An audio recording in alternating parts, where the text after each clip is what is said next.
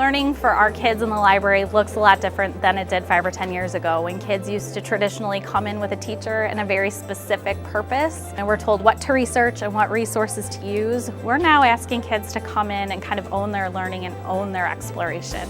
Obviously there's been a lot of physical change. We've moved the circulation desk, we've brought in the coffee machines, we've done a lot of actual physical change, but there's also been more of a change with how many people come here per day, why they come here, everything like that.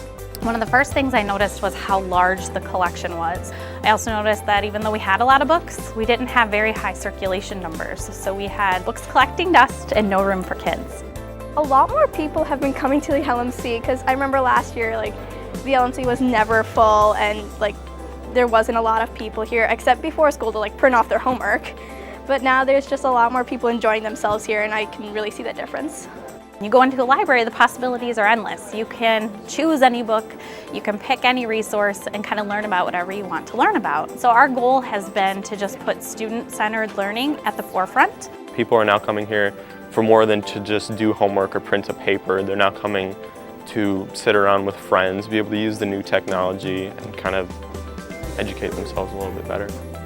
The idea behind a makerspace is that we're providing time, space, supports, and resources for kids to just explore new ideas. And right now we were blessed with a grant from the Indian Prairie Education Foundation to get our makerspace up and running. And so we've been able to purchase some basic circuitry kits and robotics kits and programs that help our kids learn about computer coding. We've gotten some 3D printers.